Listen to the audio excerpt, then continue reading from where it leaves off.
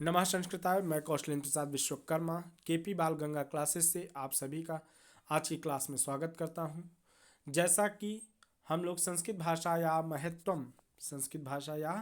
महत्वम शीर्षक पाठ पढ़ रहे थे, उसी कड़ी में आज हम लोग चौथा अंश संस्कृत का चौथा भाग आज हम लोग अध्ययन करेंगे। सबसे पहले इस का हम लोग संदर्भ लिखेंगे। संदर्भ होगा प्रस्तुत गद्य अवतरण हमारी पाठ्य पुस्तक संस्कृत गद्य भारती के संस्कृत भाषा या महत्वम शीर्षक पाठ से अवतरित है। उसके बाद इसका प्रसंग हम लिखेंगे कि प्रस्तुत गद्य अवतरण में या प्रस्तुत गद्यांश में संस्कृत भाषा की विशालता और संस्कृत भाषा के साहित्य पर प्रकाश डाला गया है। ठीक, इसके बाद आइए हिंदी अनुवाद शुरू करते हैं। अस्याह भाषायाः साहित्यम सर्वथा सुविशालम विद्यते तव अस्याह भाषायाः साहित्यम सर्वथा सुविशालम विद्यते। अस्याह माने इसकी, भाषायाः माने भाषा, साहित्यम माने साहित्य, सर्वथा माने सभी प्रकार से, सुविशालम माने अत्यधिक विशाल, विद्यते माने जाना जाता है। इस संस्कृत भाषा के गौरव की बात करते हुए कहते हैं कि यह संस्कृत या इस संस्कृत की भाषा, साहित्य सभी प्रकार से अत्यंत ही विशाल है। अत्यंत ही विशाल है ऐसा जाना जाता है। विद्यते माने ऐसा जाना जाता है। इस संस्कृत भाषा का भाषा, साहित्य सभी प्रकार से अत्यंत ही विशाल है ऐसा जाना जाता है। तत्र संस्कृत साहित्यम गद्य पद्य चंपू प्रकारेः गद्य पद्य चंपू प्रकारैः गद्य पद्य चंपू प्रकारैः त्रिधा विभज्यते। तत्र माने वहाँ, संस्कृत साहित्य माने संस्कृत साहित्य, गद्य पद्य माने गद्य पद्य, चंपू प्रकारैः माने चंपू प्रकार से, त्रिधा माने तीन, विभज्यते माने बांटा गया है। तत्र माने उस संस्कृत साहित्य को, उस संस्कृत साहित्य को, तत्र संस्कृत साहित्यम उस संस्कृत साहित्य को गद्य पद्य और चंपू तीन विधाओं में बांटा गया है, या इन तीन विधाओं के माध्यम से विभाजित किया गया है। उस संस्कृत साहित्य को गद्य पद्य चंपू इन तीन विधाओं में बांटा गया है। आगे बढ़ते हैं। संस्कृत साहित्यम नितांतम उदात्त भावबोध सामर्थ्य संपन्न साधारणम श्रुति मधुरम च इति निर्विवादम। संस्कृत साहित्य माने संस्कृत साहित्य को, नितांत माने नितांत या सबसे अधिक, उदात्त माने उदात्त, भावबोध सामर्थ्य माने भावबोध की सामर्थ्यता वाला, संपन्न असाधारणम संपन्न और असाधारण, श्रुति माने सुनने में, मधुरम माने मीठी या मधुर, च माने और, इति माने ऐसी, निर्विवादम माने निर्विवादित या विवाद रहित। ठीक, शब्द का अर्थ जान लिए। अब एक साथ देखते हैं। संस्कृत साहित्य को नितांत उदात्त भाव की सामर्थ्य से संपन्न, असाधारण, सुनने में मधुर और निर्विवाद माना जाता है।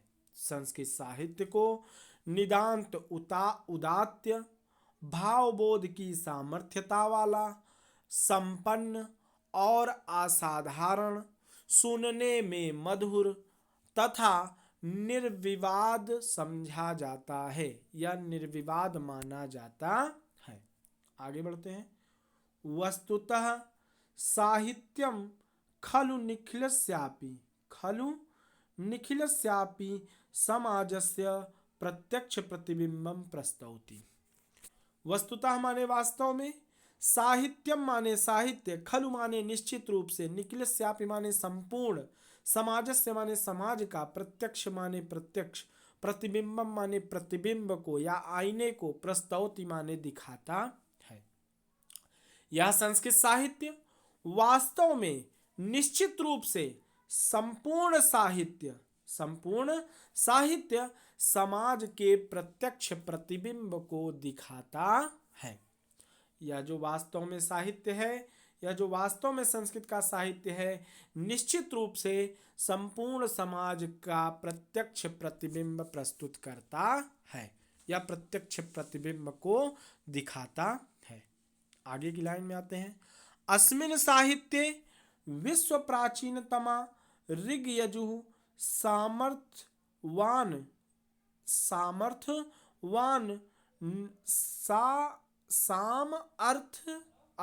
साम अथर्व अलग करेंगे तो यहाँ से अलग हो जाएगा।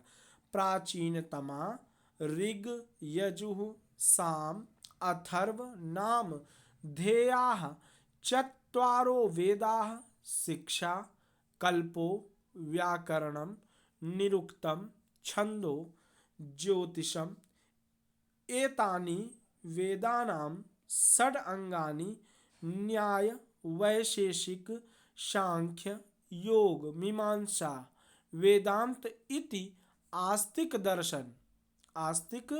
दर्शन शास्त्राणि चार्वाक जैन बौद्ध इति नास्तिक दर्शन शास्त्राणि उपनिषदः स्मृतयः सूत्राणि धर्मशास्त्राणि पुराणानि रामायण महाभारतम् इत्यादयः ग्रंथाः संस्कृत साहित्यस्य ज्ञान रत्न प्राचुर्यम समुद्घोषयन्ति। बड़ा ही लंबा पैराग्राफ था, बड़ी लंबी लाइन थी। आइए फिर से देखते हैं इसको। अस्मिन् साहित्ये, इस साहित्य में, अस्मिन् साहित्य माने इसी साहित्य में, विश्व प्राचीनतमा, विश्व के प्राचीनतम, इसी साहित्य में विश्व के प्राचीनतम ऋग्वेद, यजुः माने यजुर्वेद, साम माने सामवेद, अथर्व माने अथर्ववेद, नाम माने नाम, ध्येयाः माने वाले, नाम वाले, चत्वारोः माने चार, वेदाः माने वेद। फिर आगे शिक्षा कल्प व्याकरणम निरुक्तम छंदो ज्योतिषम एतानि वेदानां षड अंगानि न्याय वैशेषिक सांख्य योग मीमांसा वेदांत इति आस्तिक दर्शन शास्त्राणि। इसके अलावा शिक्षा कल्प व्याकरण निरुक्त छंद ज्योतिष ऐसे, एतानि माने ये, वेदानाम माने वेदों के, षड अंगानि माने 6 अंग हैं, ये 6 अंग हैं। फिर से इसको देख लेते हैं। इसी साहित्य में विश्व के प्राचीनतम ऋग्वेद, यजुर्वेद, सामवेद, अथर्ववेद नाम वाले चारों वेद हैं।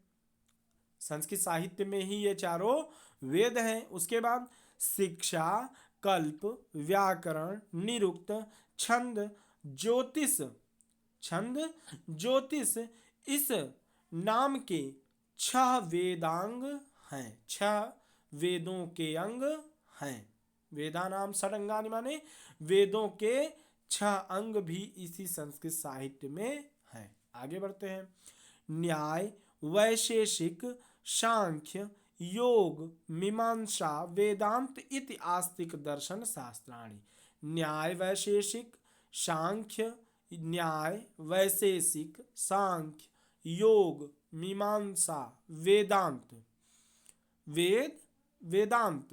आस्तिक दर्शन शास्त्राणि, आस्तिक दर्शन वाले शास्त्र भी इसी साहित्य में हैं। न्याय मीमांसा करें, दर्शन की बात करा है।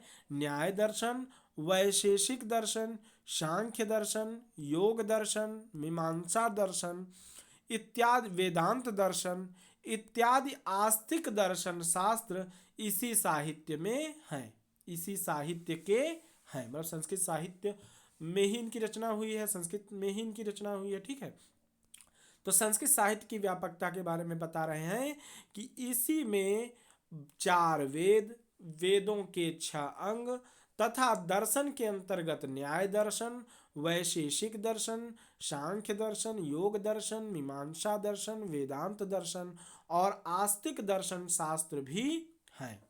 आगे बढ़ते हैं। चार्वाक, जैन, बौद्ध इति नास्तिक दर्शन शास्त्राणि। और चार्वाक, जैन तथा बौद्ध मानने वाले नास्तिक दर्शन के शास्त्र भी इसी साहित्य में हैं। आगे बढ़ते हैं। उपनिषद, स्मृतयः, सूत्राणि, धर्मशास्त्राणि, पुराणानि, रामायणं, महाभारतम् इत्यादयाः ग्रन्थाः संस्कृत साहित्यस्य ज्ञानरत्न प्राचुर्यं समुद्घोषयन्ति।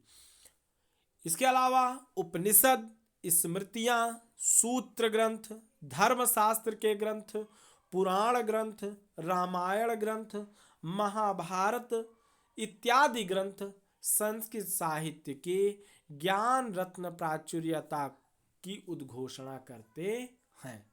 ज्ञान रत्न प्राचुर्यता की उद्घोषणा करते हैं। अब एक साथ देख लेते हैं इस पूरे पैराग्राफ को, इस पूरी लाइन को। यहां से इसी साहित्य में विश्व के प्राचीनतम ऋग्वेद, यजुर्वेद, सामवेद, अथर्ववेद नाम के चारों वेद हैं। शिक्षा, कल्प, व्याकरण, निरुक्त, छंद और ज्योतिष नाम के वेदों के 6 अंग हैं। न्याय दर्शन, वैशेषिक दर्शन, सांख्य दर्शन, योग दर्शन, मीमांसा दर्शन, वेदांत दर्शन ऐसे आस्तिक दर्शन शास्त्र हैं। चार्वाक, जैन, बौद्ध ऐसे नास्तिक दर्शन शास्त्र हैं। उपनिषद, स्मृतियाँ, सूत्र ग्रंथ, धर्मशास्त्र, पुराण, रामायण, महाभारत इत्यादि ग्रंथ भी संस्कृत साहित्य के ज्ञान रत्न प्राचुर्यता की उद्घोषणा करते हैं, ज्ञान रत्न के भंडार को बताते हैं। आगे बढ़ते हैं हम लोग। वाल्मीकि, व्यास, भवभूति, वाल्मीकि, व्यास, भवभूति, दंडी, सुबंधु, बाण, कालिदास, अश्वघोष, भारवी, जयदेव, माघ, श्रीहर्ष प्रभृतयः शब्द पारायणस्य विषये महाभाष्ये लिखितं वर्तते। आगे भाग गए हम लोग। श्रीहर्ष प्रभृतयः कवयः लेखकाः च अस्याः गौरवं वर्धयन्ति। वाल्मीकि, व्यास, भवभूति, दंडी, सुबंधु, बाणभट्ट, कालिदास, अश्वघोष, भारवी, जयदेव, माघ और श्रीहर्ष आदि कवि तथा लेखक अस्याह गौरवम वर्धयन्ति, इसके गौरव को बढ़ाते हैं। फिर से देखिए। वाल्मीकि, व्यास, भवभूति, दंडी, सुबंधु, बाणभट्ट, कालिदास, अश्वघोष, भारवी, जयदेव, माघ, श्रीहर्ष आदि कवि और लेखक इस संस्कृत साहित्य के गौरव को वर्धयन्ति माने बढ़ाते हैं। अहो संस्कृत भाषायाः भंडारस्य निःसीमता। अरे संस्कृत भाषा का भंडार कितना असीम है। अहो माने अरे, संस्कृत भाषायाः भंडारस्य, संस्कृत भाषा का भंडार कितना असीम है। भंडारस्य निःसीमता, भंडार कितना असीम है, भंडार बहुत बड़ा है। यस्याः शब्द पारायणस्य विषये महाभाष्ये लिखितं वर्तते यद दिव्यं वर्षसहस्रं बृहस्पतिः इंद्राय शब्द पारायणम इति कोश प्रक्रिया आसीत। हाँ, यहाँ से देखना है हम लोगों को। यस्याह माने जिसके, शब्द पारायण से माने शब्द पारायणता या शब्द व्याख्यान के, विषय माने विषय में, महाभाष्य माने महाभाष्य में, लिखितम वर्तते माने लिखा गया है कि, लिखितम वर्तते माने लिखा गया है कि, यद माने जो, दिव्यम माने दिव्य, वर्ष सहस्त्रम हजारों दिव्य वर्ष पहले, हजारों दिव्य वर्ष पहले या देवताओं के युग में, हजारों वर्षों पहले देवताओं के युग में, बृहस्पति ही इंद्राय, बृहस्पति ने, इंद्राय माने इंद्र के लिए या इंद्र को, शब्द पारायणम इति, शब्द पारायणता या शब्द का व्याख्यान दिया। शब्द पारायणम इति माने शब्द का व्याख्यान दिया या शब्द शास्त्र का ज्ञान दिया। कोश प्रक्रिया आसीत, यही कोश प्रक्रिया थी, यही शब्द भंडार प्रक्रिया थी, यही कोश प्रक्रिया थी या यही शब्द भंडार प्रक्रिया कहलाती थी। आगे बढ़ते हैं। संस्कृत व्याकरणेन संस्कृत व्याकरणेन एवं विधा शैली प्रकटिता पाणिनिना यथा शब्दकोशाः अल्प प्रयोजना एव जाता। संस्कृत व्याकरण के द्वारा एवं विधा माने इस विधा, शैली माने शैली, प्रकटिता माने प्रकट की गई, पाणिनिना माने पाणिनि ने, यथा माने जैसे, शब्दकोशाः माने शब्दकोश, अल्प प्रयोजना माने अल्प प्रयोजन वाले, एवं जाता माने हो गए। संस्कृत व्याकरण के द्वारा एवं विधा माने इस विधा शैली को, प्रकटिता माने प्रकट करके, पाणिनिना माने पाणिनि ने, यथा माने जैसे, यथा माने जैसे। संस्कृत व्याकरण के द्वारा इस विधा शैली को प्रकट करते हुए पाणिनि ने मानो या पाणिनि ने जैसे शब्दकोशाः माने शब्दकोश की अल्प प्रयोजनता एव जाता, अल्प प्रयोजनता ही सिद्ध कर दी। संस्कृत व्याकरण के द्वारा इस विधा शैली को प्रकट करके, इस विधा शैली को मतलब व्याकरण की विधा शैली को प्रकट करके पाणिनि ने मानो या पाणिनि द्वारा जैसे शब्दकोश की अल्प प्रयोजनता एव जाता, शब्दकोश अल्प प्रयोजन वाला हो गया। संस्कृत व्याकरण की इस विधा शैली को प्रकट करने के बाद या पाणिनि द्वारा संस्कृत व्याकरण की इस विधा शैली को प्रकट करने के बाद या प्रकट करने के कारण यथा माने जैसे, शब्दकोशाः माने शब्द भंडार या शब्दकोश अल्प प्रयोजन वाले हो गए, अल्प प्रयोजन वाले हो गए। आगे बढ़ते हैं। तस्य व्याकरणम विश्व प्रसिद्धम एव न अपितु अद्वितीयम अपि मन्यते। तस्य माने उनका, व्याकरणम माने व्याकरण, विश्व प्रसिद्धम माने विश्व प्रसिद्ध, एव माने ही, न माने नहीं, अपितु माने अपितु, अद्वितीयम माने अद्वितीय, अपि अद्वितीय भी, मन्यते माने माना जाता है। आगे बढ़ते हैं। तस्य माने उनका व्याकरण विश्व प्रसिद्ध ही नहीं, पाणिनि जी के व्याकरण की विशेषता बताते हुए कहते हैं कि उनका व्याकरण संसार प्रसिद्ध ही नहीं, विश्व प्रसिद्ध ही नहीं, अपितु अद्वितीय भी माना जाता है। आज का ये पैराग्राफ अच्छे से आपको समझ में आया होगा। आइए एक बार इसका हिंदी देख लेते हैं। जिन बच्चों को थोड़ा कठिन लगता है वो हिंदी ध्यान दे देंगे एक बार, ठीक है। आइए हिंदी देख लेते हैं। अस्याः भाषायाः साहित्यम सर्वथा सुविशालम विद्यते। इसकी भाषा और इसका साहित्य हर प्रकार से अत्यधिक विशाल है, ऐसा जाना जाता है। तत्र संस्कृत साहित्यम गद्य पद्य चंपू प्रकारैः त्रिधा विभज्यते। उस संस्कृत साहित्य को गद्य पद्य और चंपू तीन विधाओं में बांटा गया है। संस्कृत साहित्यम नितांतम उदात्त भावबोध सामर्थ्य संपन्ना साधारणम श्रुति मधुरम च इति निर्विवादम। संस्कृत का साहित्य नितांत उदात्त भावबोध की सामर्थ्यता वाला, संपन्न और असाधारण, सुनने में मधुर और निर्विवाद है। वस्तुतः साहित्यम खलु निखिलस्यापि समाजस्य प्रत्यक्ष प्रतिबिंबं प्रस्तौति। वास्तव में इसका साहित्य निश्चित रूप से संपूर्ण समाज के प्रत्यक्ष प्रतिबिंब को प्रस्तुत करता है। अस्मिन् साहित्ये विश्व प्राचीनतमा ऋग्यजुः साम अथर्व नामधेयाः चत्वारो वेदाः शिक्षा कल्पो व्याकरणं निरुक्तं छन्दो ज्योतिषम् इत्यानि एतानि वेदानां षडंगानि न्याय वैशेषिक सांख्य योग मीमांसा वेदांत इति आस्तिक दर्शन शास्त्राणि चार वाक जैन बौद्ध इति नास्तिक दर्शन शास्त्राणि उपनिषद स्मृतयः सूत्राणि धर्मशास्त्राणि पुराणानि रामायणं महाभारतम् इत्यादयः ग्रंथाः संस्कृत साहित्यस्य ज्ञान रत्न प्राचुर्यं समुद्घोषयन्ति। ये थोड़ा लंबा है लाइन, इसको एक साथ देखते हैं। इसका साहित्य विश्व के इसके साहित्य में, अस्मिन् साहित्य माने इसके साहित्य में संसार के प्राचीनतम ऋग्वेद, यजुर्वेद, सामवेद और अथर्ववेद नाम वाले चार वेद हैं।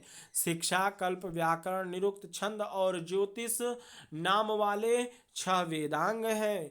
न्याय दर्शन, वैशेषिक दर्शन, सांख्य दर्शन, योग दर्शन, मीमांसा दर्शन, वेदांत दर्शन ऐसे आस्तिक दर्शन शास्त्र हैं। चार्वाक जैन बौद्ध दर्शन नास्तिक दर्शन शास्त्र हैं। उपनिषद, स्मृतियां, सूत्र ग्रंथ, धर्मशास्त्र ग्रंथ, पुराण, रामायण, महाभारत इत्यादि ग्रंथ संस्कृत साहित्य के ज्ञान रत्न भंडार की उद्घोषणा करते हैं। वाल्मीकि, व्यास, भवभूति, दंडी, सुबंधु, बाणभट्ट, कालिदास, अश्वघोष, भारवि, जयदेव, माघ, श्रीहर्ष जैसे आदि कवि और लेखक इसके गौरव को बढ़ाते हैं।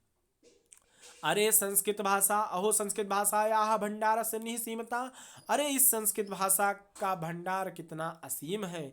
यस्याः शब्दपरायणस्य विषये महाभाष्ये लिखितं वर्तते यद दिव्यं वर्ष सहस्रम बृहस्पतिः इंद्राय शब्दपरायणम् इति कोश प्रक्रिया आसीत। अरे यह संस्कृत भाषा का भंडार कितना असीम है, जिसकी शब्द परायणता माने शब्द व्याख्यान के विषय में महाभाष्य में लिखा है कि लिखा है कि दिव्य वर्ष सहस्त्रम, हजारों दिव्य वर्ष पहले बृहस्पति ही इंद्राय, बृहस्पति ने शब्द व्याख्यान का ज्ञान किसे इंद्र को दिया। हजारों दिव्य वर्ष पहले बृहस्पति ने इस शब्द व्याख्यान का ज्ञान किसे दिया? इंद्र को दिया। कोश प्रक्रिया आसीत, जो कोश प्रक्रिया थी या जो कोश प्रक्रिया कहलाई, भंडार प्रक्रिया कहलाई। संस्कृत व्याकरणेन एवं विधा शैली प्रकटिता पाणिनिना यथा शब्दकोशाः अल्प प्रयोजना एवं जाता। संस्कृत व्याकरण के द्वारा ही एवं माने इस विधा माने विधा, शैली माने शैली, प्रकटिता पाणिनि द्वारा प्रकट किया गया। संस्कृत व्याकरण के द्वारा या पाणिनि द्वारा संस्कृत व्याकरण की इस विधा शैली को प्रकट किया गया। यथा माने जिससे या जैसे शब्दकोश अल्प प्रयोजन एवं जाता, शब्दकोश या शब्द भंडार अल्प प्रयोजन वाला हो गया।